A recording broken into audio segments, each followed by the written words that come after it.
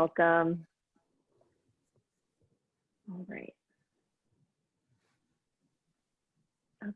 Hello, everyone. My name is Brittany Kirkwood, the Deputy Director of Events at Politics and Prose, and I'd like to welcome you all to PNP Live. Just a few housekeeping items to go before we begin. First, I'm going to be dropping a link in the chat where you can purchase a copy of What Can I Do straight from Politics and Prose's website. And you can even select in-store pickup if you're local and you don't want to wait for shipping. You can also ask our speakers a question tonight by clicking on the Q&A button at the bottom of your screen. And we'll try to get to as many of those questions as we can toward the end of the event, but we apologize in advance if we don't have time to address the question. We are so excited to host the incomparable Jane Fonda for her new book on the climate crisis. But before we bring her to the screen, I'd like to first introduce Annie Leonard, the Executive Director of Greenpeace USA. Annie played an integral role in helping Jane organize the now Fire Drill Fridays and was one of the inspirations behind this book. So we'll bring Annie up first and then we'll welcome Jane and Amber. Hi, Annie. Hey, it's so wonderful to be here.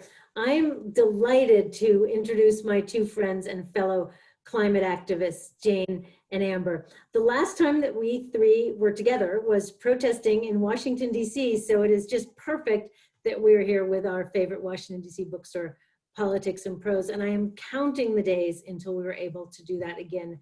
The need is greater than ever, and I hope all of you will read this book and then be able to join us when we protest again. I'm actually joining you from California, where it is so dark outside from the smoke that it looks like it's the middle of the night. So it's very disorienting, and the compelling need for protest is just so apparent.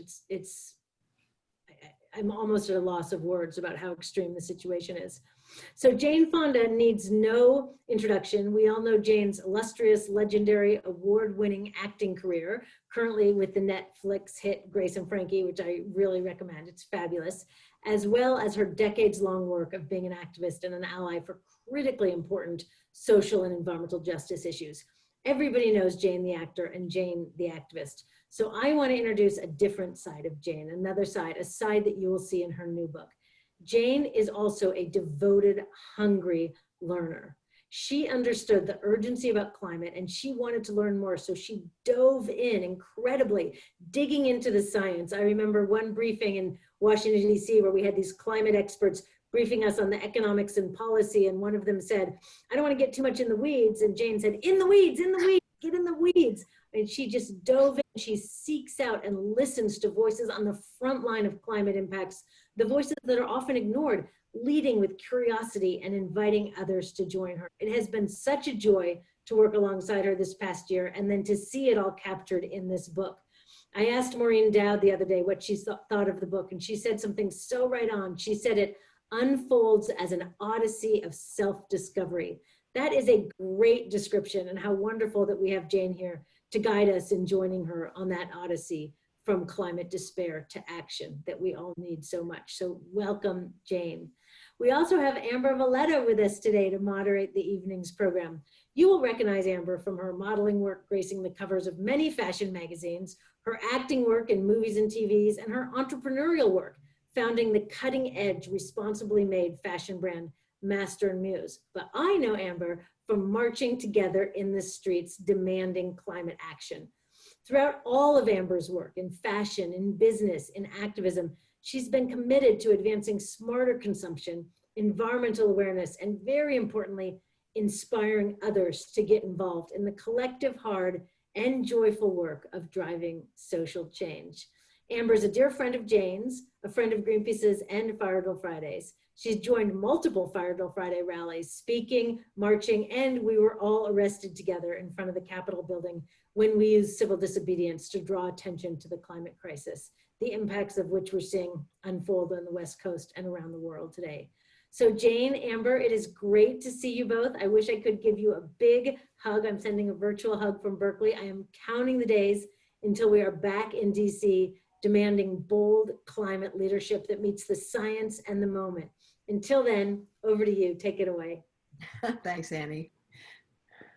I got to say, Amber, I think I've told you this, but you know, a year ago, it was just about a year ago when I realized that Greta Thunberg was right. We had to get out of our comfort zones and behave like we're in a crisis, because we are a true crisis. Right away, the person I knew I had to call was Leonard, the director of Greenpeace. I mean, is there a braver organization than Greenpeace? I know that they embrace big, strong, powerful actions that wake people up, and Annie is at the helm. And it just means so much to me that because of Annie and Greenpeace, we were able to get this thing going and continuing. It's continuing and growing. I know, I can't wait to get to all of that and hear exactly how Fire Drill Friday started. And Jane, thank you for asking me to do this, and thank you for Politics in Prose for hosting us, and Annie for all your work, and Greenpeace. I love you guys, and it's been a real honor to march with you and to be arrested and to learn from you. And I just feel so eternally blessed to be here tonight. So I just wanted to say, when I was reading your book, Jane, I loved how personal this book was, because you're talking about very big subjects. You're talking about big issues that we're facing about climate change. And yet you interwove your own personal history and your own stories. And I just found it so inspiring, and it helped for me make it human and connect the dots. And so I hope that others will find that. I just wanted to start by saying that to you. Thanks, Amber. Yeah. I loved hearing all the stories and how people that showed up for you were from people from the past, and it's just amazing. I know you've been an activist for many issues, but you were also keenly aware of the environmental issues even as early as the 70s. But what really led you, actually a year ago now, to start Fire Drill Fridays? What was the big catalyst? I was pretty depressed because I kept asking, what can I do? Mm-hmm. I mean, I did all the personal things. I got rid of single-use plastics, and I cut way back on meat, and I have an electric car, but I know that's the on-ramp. That's the first step. Mm-hmm. But those of us who are celebrities have a platform. How do I use my platform appropriately? And it was Greta Thunberg and Naomi Klein's book, and maybe some of the people watching have read it. It was called On Fire, The Burning Case of a Green New Deal. And it was that book that really shook me. And it was how she quoted Greta to get out of your comfort zone and put your body on the line. And that was where I realized, okay, all right. Actually, my first desire was, and I called Annie and I said, I want to move to DC for a year. I'm going to live in a tent. I'm going to camp out in front of the, the White House. And I remember the silence on the phone. And then she said, that's great, Jane. That's great that you want to put yourself out there, but it's illegal. We can't camp out anymore. So we have to find another way. And then we eventually worked out the once a week Friday fire drills. I loved how you guys came up too with that name. That was so interesting. We didn't know what to call it. And there was a documentary film crew following us, and we spent a day in a room trying to figure out the name, and we couldn't think of one, and we were packing up to go. And the sound guy on the documentary crew said, well, what about Fire Drill Fridays? And we bursted. That's the one. Yes. Incredible. And you spoke about feeling kind of despair and I think we all, especially now since COVID hit, we've all been challenged with feeling this despair and sort of what's going to happen, coupled with what's happening right now here in California, or the floods that were happening, the massive hurricane that we had in Texas and in Louisiana. And not just here in the United States, but all over the world, we're seeing the effects of climate change. How do you stay above all that to keep fighting? How do you stay above that despair? Well, sometimes I don't. I mean, it's just heartbreaking what's happening. I mean, here in California, we have a governor who just today on the news said, he will not tolerate people who are denying climate change. but he keeps signing permits for further fossil fuel drilling and infrastructure and fracking. And that's what we have to stop, is the fossil fuels. So when I see that somebody like Gavin Newsom and half his state is on fire, and he claims to be, and in many ways is, a climate activist, but he can't stand up to oil. So I get kind of down. But I don't know, it's talking to and being with the young climate strikers, many of whom have been on Fire Drill Fridays with me since I've been back in California. It's knowing how people change. You know, when we started in DC a year ago, I think Annie was one of them. I think 16 people got arrested. And when we left, it was well over 300 people. I remember. And yeah, you remember? And now we've been doing them for 6 months virtually. And last Friday, we had 750,000 people following us, which is pretty amazing. And tens of thousands of people have signed up to be volunteers. And they're doing things that really matter, calling and writing and texting and re-registering people who've been purged from the voting polls, and loving how they feel that they're making a difference. That's what buoys me up and helps me get over climate despair, is activism. Yes. Yeah. Taking action, right? Yeah. What do you think, since the first time you were arrested a year ago, October 11th almost, it's almost a year, that first rally, so much has changed especially in the United States, but globally too. There's been a lot of upheaval. But here in the United States, we've seen, a big summer full of protests and just massive amounts of social change. How do you feel now when you think about that first arrest compared to now? I'm gladder than ever that I was there and that I did it, and that Annie and all those other wonderful people were there with me on that first day, and that we kept at it. I mean, it was real scary in the beginning. We didn't know, there were more photographers than there were protesters. We didn't know if it was going to gain traction.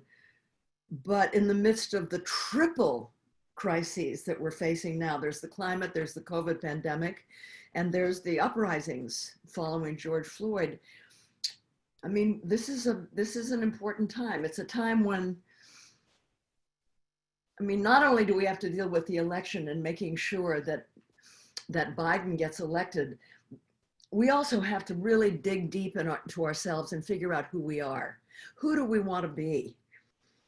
Yeah.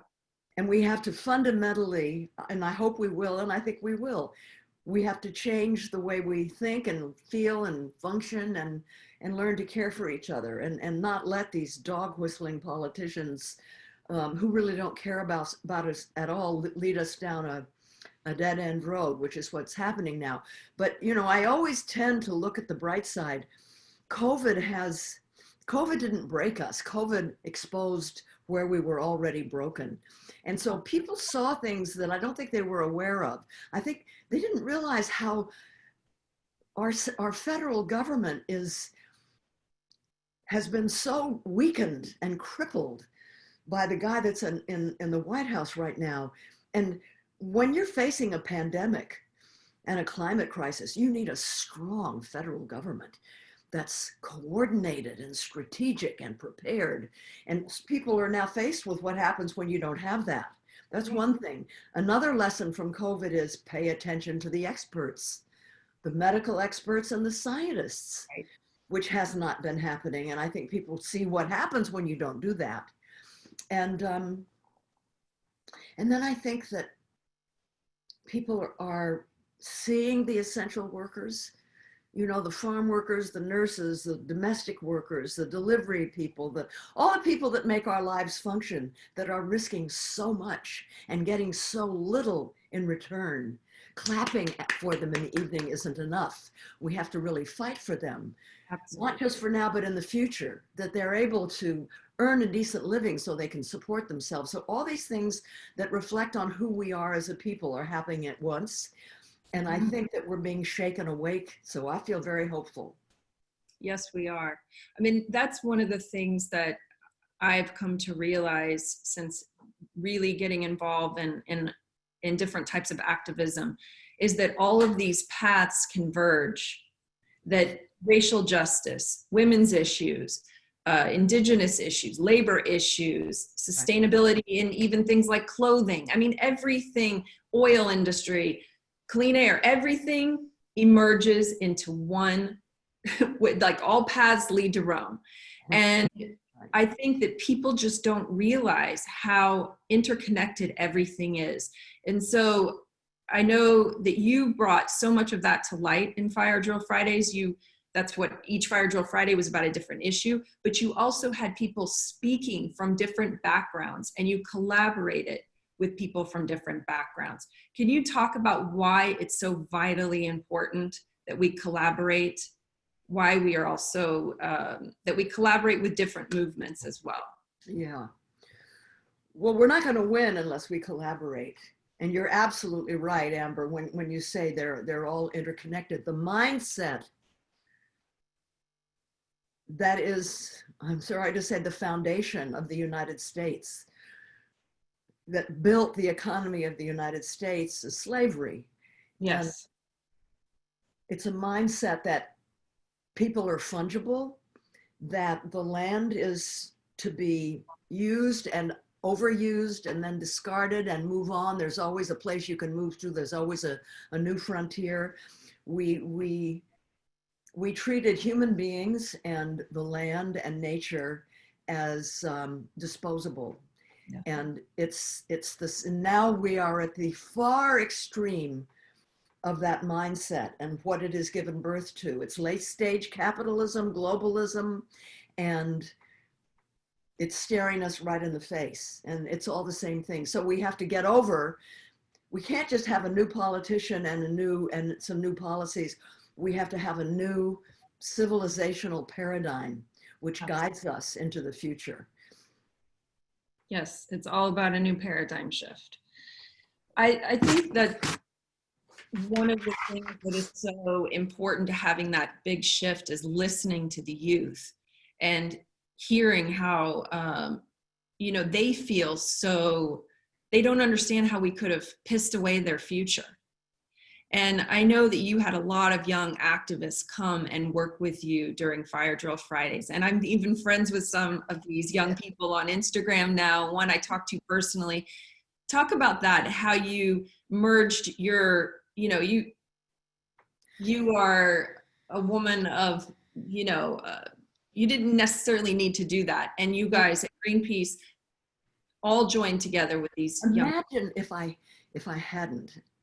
Imagine if this aging movie star from Hollywood had bopped into DC and started these actions on Friday without ever meeting with the folks that had been there every Friday for a year already.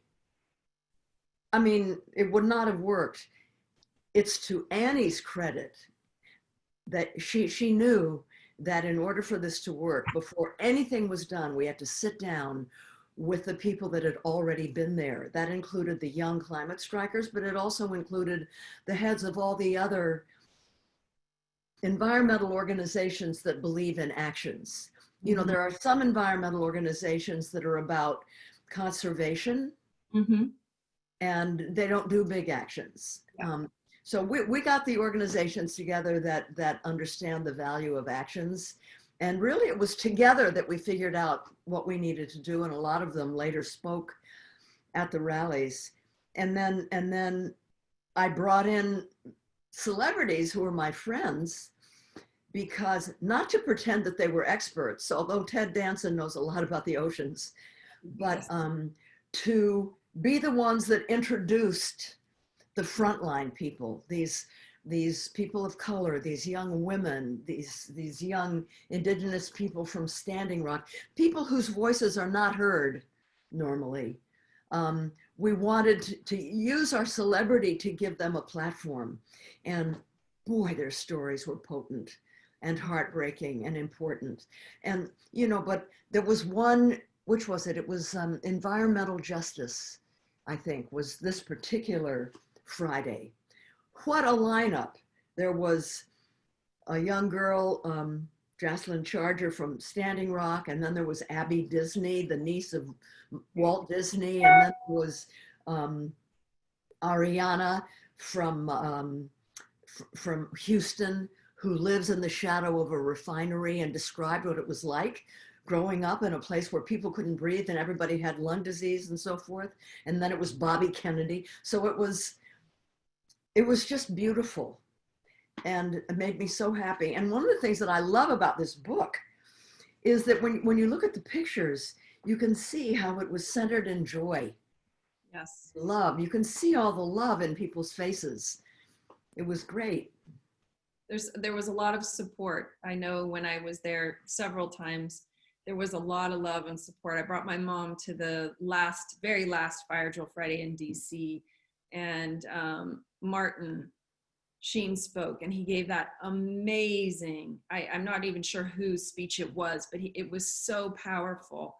And he was so generous and gracious with so many people. And there were so many, other incredible people that came that day, and Joaquin and then you have all these activists and people from all over. And it's just powerful. Yeah. You did an amazing job. It was I want very to talk good. about some of the real demands you all were making for Fire Drill Friday. And one of the biggest, or not the biggest, but you talk about it a lot in the book, and I don't know if a lot of people fully understand the Green New Deal. Would you just give a very quick, if it's possible, summary so that people who are listening can understand why it's so important, why we need this to pass? Okay. I think that it's easy to understand it if I start off describing what happens if we don't. There we go. New Deal. Okay. We're phasing out of coal, and there are all these coal miners. A lot of them have black lung because of their work. And West Virginia, Kentucky, the mines have closed down. The owners of the mines have canceled health care for these people. There's a fund that's supposed to support mine workers. That was disappeared. And so there are all these out of work coal miners who see no future, who have no institutional help.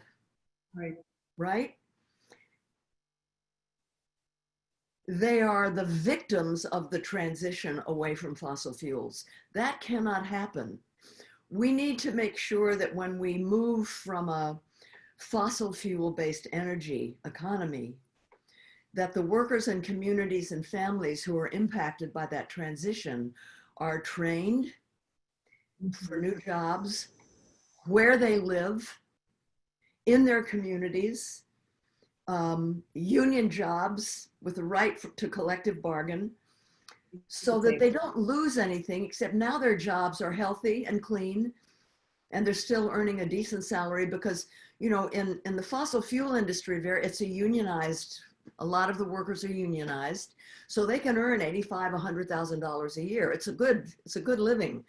We had asked them to leave that to go to work making solar panels for $30,000 a year, $40,000 a year, So what the Green New Deal does, it's a resolution, it's a vision of how to move forward in such a way that we leave no one behind, that we raise up, not just that we don't just retrain the fossil fuel workers to work in the green economy, but we raise up those who work in the low carbon sectors, the ones that we call essential workers now, and that they are lifted to a place where they don't live in constant anxiety about how much money they're earning, that they would earn a decent salary and they would be respected and they would have family leave and they could have maternity leave and paternity leave and they were taken care of when they were sick. We should take care of our people, our working people. The Green New Deal gives us a way to do that, to move away from fossil fuels into a caring, clean, sustainable economy. Now, it's kind of like what Roosevelt did in the 30s when he was trying to lift this country out of its despair during the Great Depression. And by the way, he didn't just do it because he was this great guy. There were millions of people who forced him to do it. And he said to them at one point, I agree with you. Now go out and make me do it. We have to go out and we have to make them do it. Because the same kind of people that were opposed to him, and I was once married to a guy whose father, well, he was already dead, the father, but he would have killed me, I think, if he'd been alive, knowing that his son was marrying somebody who loved Roosevelt. And my father, the only time I saw him cry was the day that Roosevelt died. I mean, that was very part of our DNA as a family. Big, brave, bold actions to lift people up.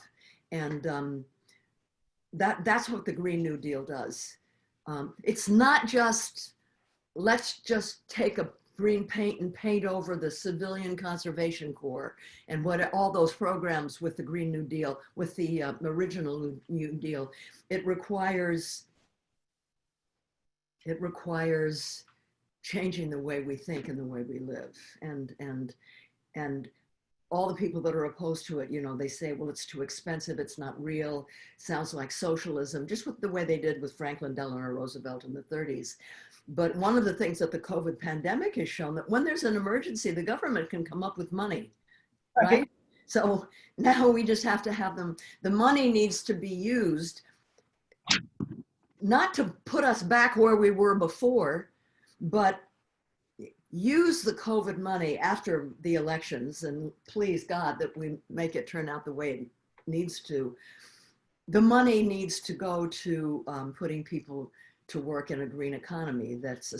And we need, you know, our country is not resilient. We don't have a country that can stand up to what's coming. I mean, look what happened in California. Look what is happening in Houston and Louisiana. We lack resilience.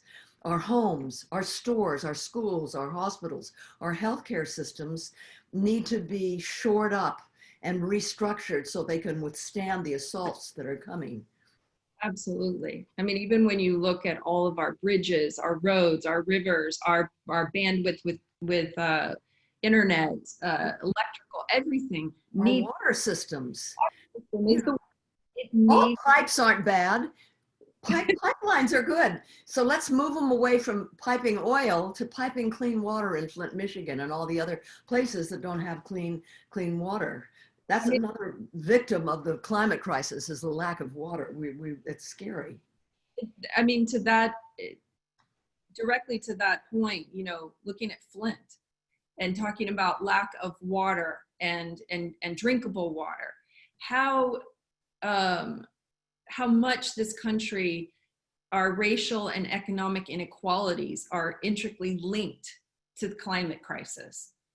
I mean, talk about the disparity between, you know, you have this white privilege. You'd never have an oil drill or no clean water in Santa Monica. You wouldn't have oil drills, you know, shooting out chemicals and poor air quality for people in this sort of white privileged neighborhood. Whereas you do in low income housing and indigenous communities, they're being fracked and drilled. And so there's this huge disparity, even though we all will feel the change eventually, right? We'll all feel part of the crisis. We'll all have effects. But talk about how linked these racial inequalities are to climate change. You know, I write about it in the book. Annie, after she got out of school and she studied, I don't know how she describes it, but she studied things like how you would choose where to put an oil rig or a refinery or a waste dump or something like that. And in school, she was taught, well, you don't put it close to an aquifer, you put it in this kind of a geological place for obvious reasons. When she got out of school and faced reality, there was a study that came out, I think it was 1987, if I'm not mistaken, that showed how the decisions were made about where to put the fossil fuel infrastructures and refineries and incinerators and everything in communities of color and low-income communities, where it is assumed they don't have the power to fight back. And so generation after generation grows up in these situations where you know, kids are constantly having to use inhalators when they're playing sports because the refineries are flaring methane right over their playing fields, and people are dying of cancer and heart disease and all kinds of things because they're called sacrifice zones, these places, you know? And we focused on that several times with the Fire Drill Fridays. An hour south of here is a whole community, Wilmington, where you can just smell it in the air, and the pumps are, you know, there they go up and down drilling their oil right next to a home or right next to a school because they're Hispanic. So they can't fight back, it is thought. Well, they're fighting back now. And we're all standing together in this fight back because that has to stop. And it's one reason why those communities are so much more vulnerable to the COVID pandemic, because they're already suffering from lung diseases and other things that make them very vulnerable. Exactly. I know that women are also disproportionately affected by climate change. Many of the refugees we're seeing around the world are women, and they are 80%. also 80%, and they're also caregivers, and generally they're the ones who are going out and working and taking care of the children at the same time. So how do you see women leading this climate change, this climate movement? There's a lot of reasons why I think women are in the leadership. There's also a lot of really good men. Bill McKibben, for example. There's a lot of really good men that are leading. But, you know, we noticed month after month after month in DC that like 2/3 of the people there were women. And a lot of them had gray hair. And you couldn't miss it. And I think there's a lot of reasons for it. Older women tend to get braver. Mm-hmm. A lot of that is hormonal. Men tend to get less, they become a little more sedentary, a little more, there's more estrogen than testosterone in the men, whereas our estrogen drops and so there's more testosterone. So we get pretty feisty. Also, women are less vulnerable to the disease of individualism. And we're conditioned socially to depend on each other more. But it's also, I think, evolutionary. I mean, way back in the hunter-gatherer days, it was the men who would go out to try to find meat, which often never happened because they couldn't find any. But it was us sitting around the campfire, helping each other give birth and take care of the young children, the older women telling the younger women where the tiger was hiding, or where the water was better, or where the poisoned weeds were growing. And we became conscious of being interdependent. And then that grew into sewing circles and quilting bees and book clubs. And we hang together, and the way we relate to each other is just different. It is. We relate face to face, eye to eye on a soul level.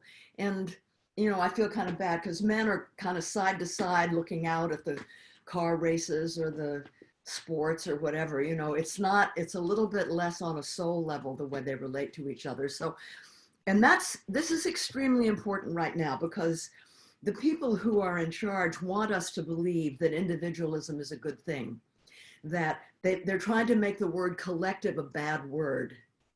And women don't fall for that.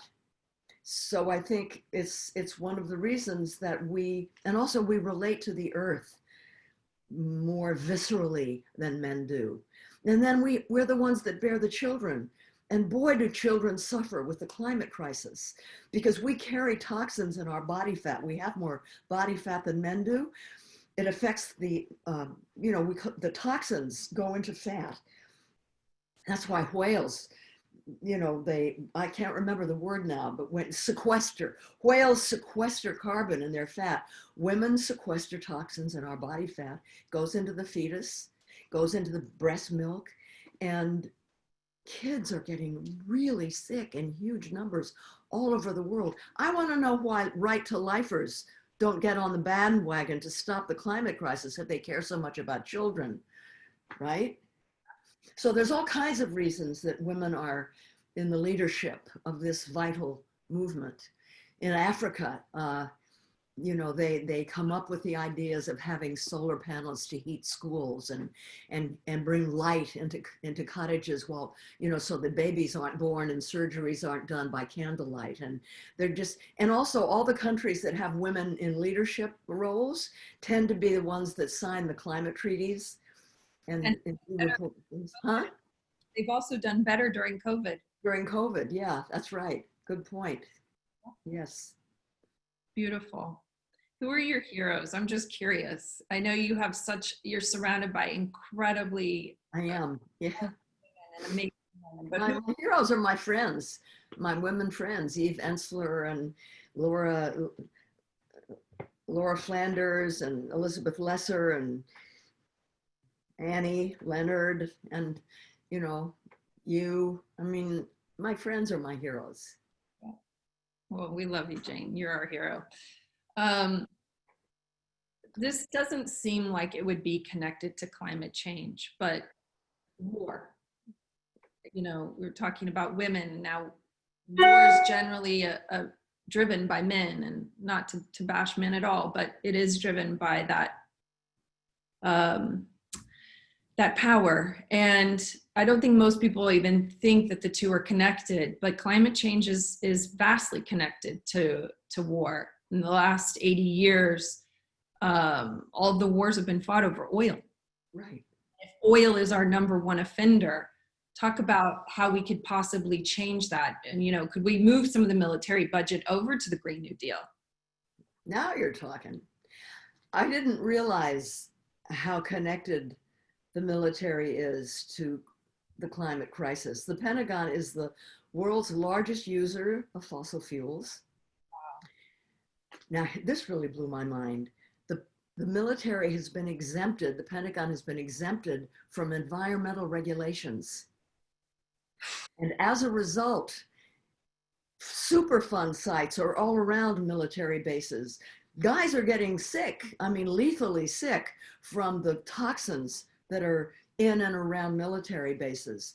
Then, you know, you have what the US forces did in Iraq, just, you know, spent uranium things just tossed into villages, and, you know, they're not going to get in trouble because they're not going to be held to account by environmental regulations. Then on top of all that, we have the largest, it's not just the largest military budget in the world. Our military budget is larger than, let's see, Russia, Iran, China, North Korea, all the big countries combined. Crazy. Our military budget is bigger. You know, we have bases, I don't know, I can't remember now how many, but we have bases all over the world. Other countries don't have that many bases. We have, I don't know, a dozen aircraft carriers. Russia has maybe one. It's just ridiculous. It's like a huge portion of every dollar in America goes to the military. Is it making us safer? No, it's not. It's what makes us safe is children who don't have asthma, and, you know, homes that will withstand storms, and people not worried about eating or things like that. That's what makes you. So we have to take that money. We have to take the money away from the fossil fuel industry. Right now, we spend $20 billion a year. We do, taxpayers, to support the fossil fuel industry. Take that money, take the Pentagon money, and put it into the Green New Deal, put it into a green future. Yeah. Education, innovation, collaboration. There right? You go. Yeah. What about water? We know water is life. I loved when you talked about in your book how important whales were. And I mean, of course, everybody loves a whale, and they're, you know, an important mammal, but how important they are to actually climate change. They sequester so much carbon. Yeah. And like algae and plankton, we don't realize that those species or those plants, they actually are helping us with the air we breathe and cleaning it and taking the carbon out. So when we disturb all of that, we harm ourselves and pay the price. You know, the ocean is one of our greatest allies in addressing the climate crisis. The water in the ocean, the plankton in the ocean, the whales, all those animals and planktons that are absorbing our poisons and our carbons and our heat. It absorbs so much of our heat. And as a result, it's becoming acidified. And what happens is the plankton, the phytoplankton that creates, supplies us with our oxygen, are being damaged. And that's pretty scary. I mean, what's going to happen when the ocean can't supply us with oxygen anymore? And we're, you know, look what's happening in the Amazon as it's burning down. So, you know, our life support system is unraveling. The scientists tell us we have 10 years to cut fossil fuel emissions in half, and then begin to gradually phase out to zero by 2050, by mid-century. That's a huge undertaking. It's a greater task than has ever happened before in human history. But the scientists tell us that we can do it. We have the smarts and the money, the technology, we have everything we need, except numbers of people ready to roll up their sleeves and make it happen. And that's why I'm so committed to Fire Drill Friday and Greenpeace. Yeah, water. So much good is being done though around water. There's Maud Barlow, who I met. I was there, yeah. On the Fire Drill Friday that we did on water, Annie Leonard got Maud Barlow to come, which was a big coup, because Maud is like the water person in the world. She knows more about water and what to do. And she has been creating all over the world. They're called, are they blue zones, blue municipalities, but whether it's a community, a church, a university, a whole city, a whole country can make the determination that it's going to go blue, which means it's going to not have privatized water. Water will be a public right taken care of for people. We will have a pipe system to transport it that is clean and resilient. I mean, a huge percentage of water management firms in the United States are really worried that they won't withstand any more extreme weather events. They're too vulnerable right now. That's the system that takes of our water, relies on that system to be strong. I mean, it is scary. There's so many millions of people in the world who don't have clean, potable water, and it's going to keep expanding. So water is something that we need to be, you know, really, really, really careful about, and we will be, and we're going to fight for it, and we're going to win. We will.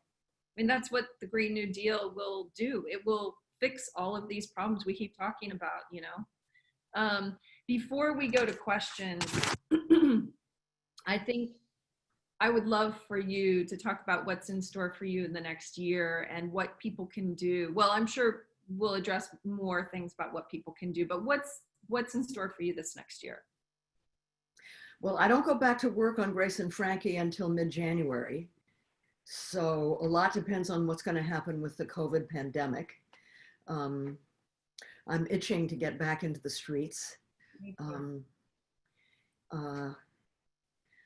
I don't know what I'm going to do, except that I'm waiting I'm staying as healthy as I can. I'm staying as positive as I can. I'm trying to stay on top of things. I'm doing a lot of reading. And when the time comes, I'm going to go back out with the Fire Drill Friday community and Greenpeace and make it happen. You know, we have to really do everything we can to make sure that Joe Biden gets elected. And you know, Annie and I run into a lot of young people who were big Bernie supporters, and they're not sure they can bring themselves to vote for Biden. I don't know if I've already said this because I've done so many interviews today, but this is what Annie says to them, and she let me use her phrase. It's better to push a centrist than fight a fascist.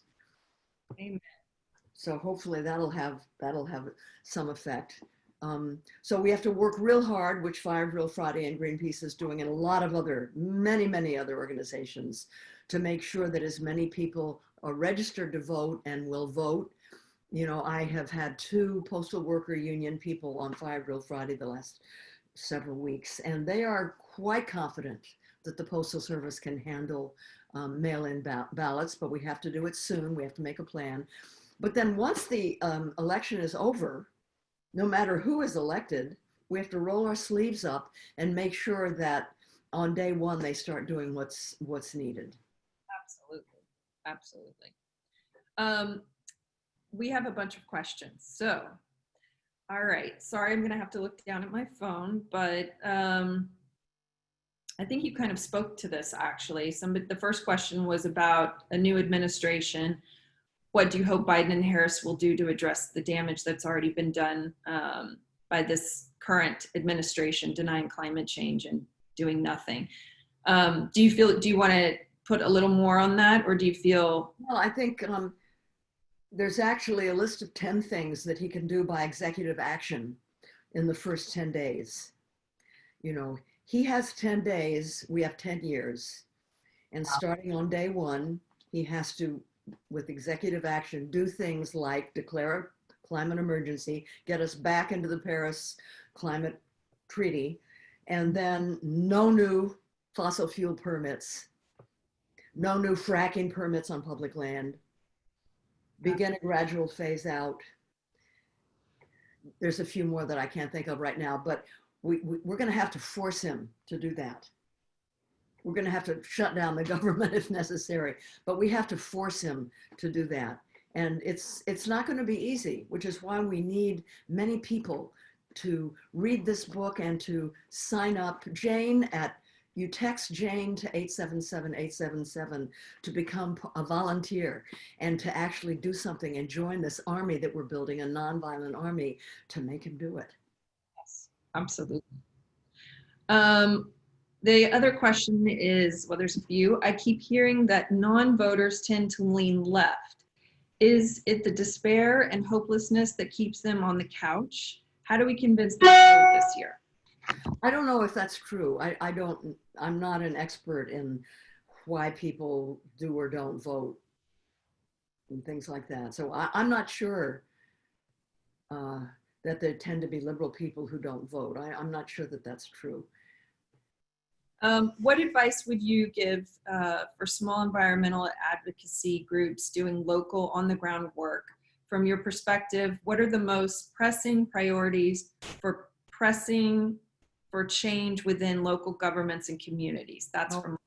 It's really important for people to realize that it's good to have a president who we can work with, and a Senate and a House that we can work with. But oh my God, how important are governors? How important are secretaries of state and sheriffs and boards of supervisors and city councils? You know, down ticket is critical. You know who knew this? The Koch brothers and the Mercers and all these oligarchs in America, under the radar, created all these operatives and think tanks and political organizations that little by little took over and won state legislatures, governorships, and so forth. And then suddenly there they were. And people thought it happened overnight, but it was working silently under the radar to make this happen. Now, granted, they had many billions of dollars that they were willing to spend on this. But those down ticket races are really, really important. People have to pay close attention. Don't vote for somebody that's taking money from the fossil fuel industry. It just says a whole lot about them if they take money from people that are killing us. Leaving their trash behind. What? How does someone find out who people are taking money from? I think you can go into their campaign donation records and find out who gives them money. Yeah. That by law. Yeah. But that's really good to know. I didn't know that. And also, you know, I don't know who's all watching, but if any of you who are watching have stocks, invest in stocks.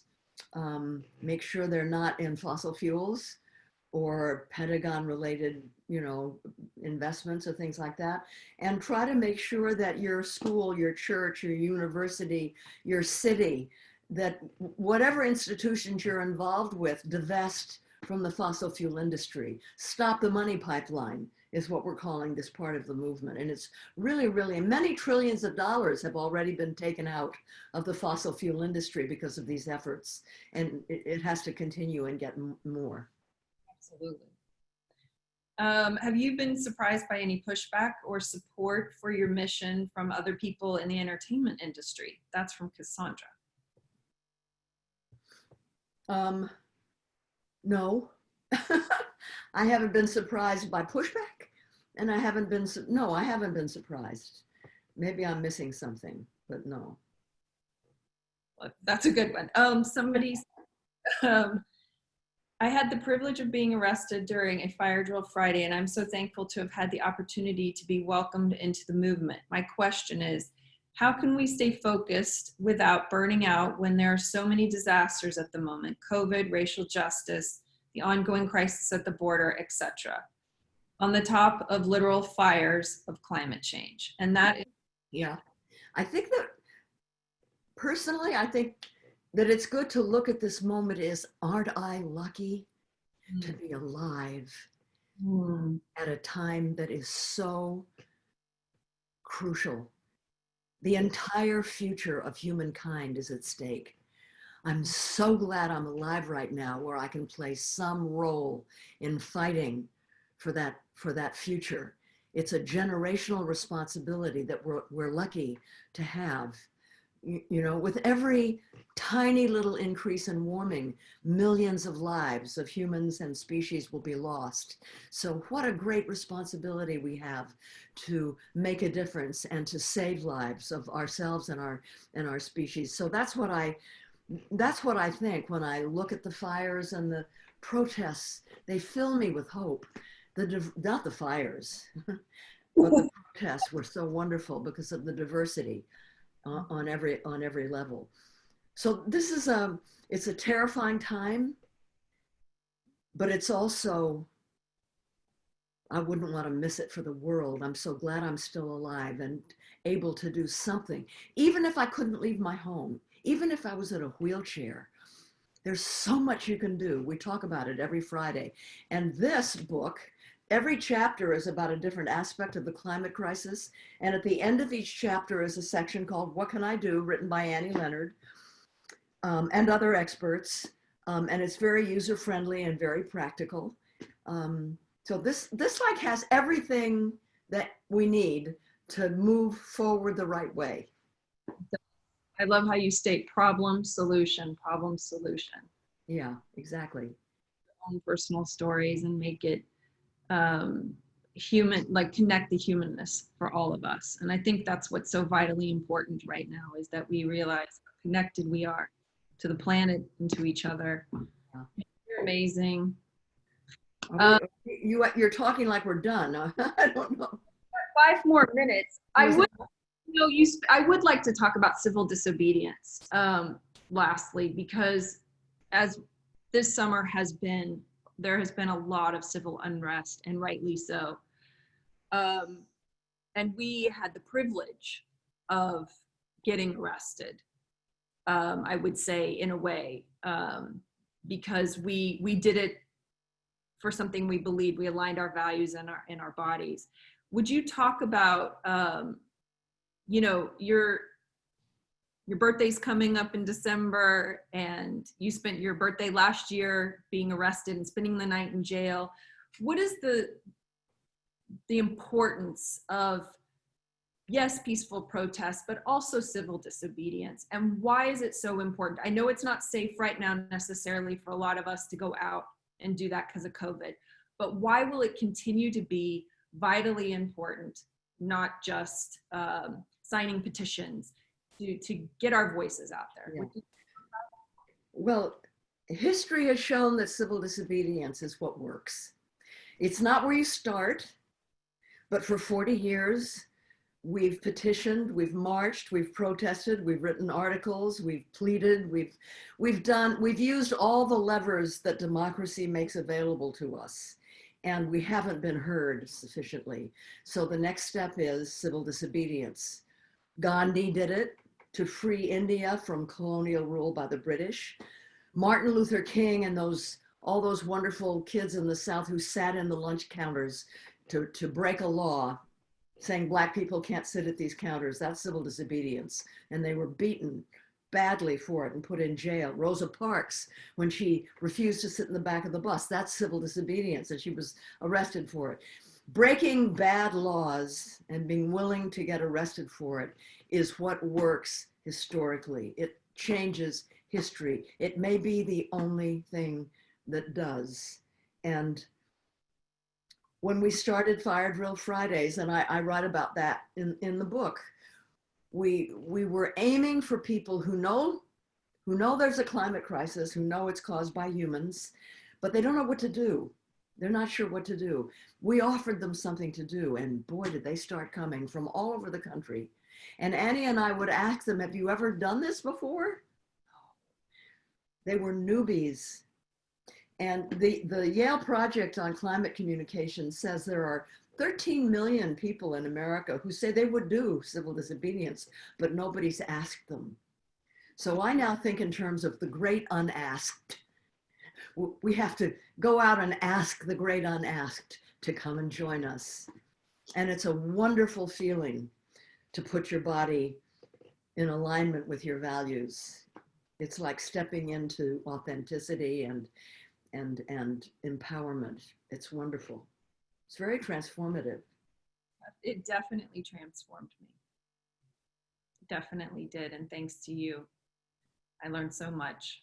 And I know that everybody who came who had never been arrested learned so much. And they kept coming back. Yeah, we came back for more. And it was so diverse. Yeah. Jane, thank you so much. Amber, thank you. Just Hi. sped right by. I know, it's amazing. I think we're actually right on time. It's a miracle. You did great. Thank you, Jane, Amber. Thank you so much. And thank you to Annie Leonard from Greenpeace for doing this. And all the money from the book goes to Greenpeace. Yes, all of the proceeds go to Greenpeace. Go to Greenpeace. Yes. So consider it your donation. This is one of those books that is imperative to buy right now. And I just am so honored to have had you both and Annie here to talk about this extremely pressing issue. And just thank you so much for everything that you've done for the movement. Thank you. And thank you to all the people that tuned in. I really appreciate your presence and your questions. Thanks. Yeah, thank you to everyone. Everyone have a good night. Please stay safe and stay well read. Thank you. That's a yes, well read. Bye, bye, Amber. Good night. Bye, everybody.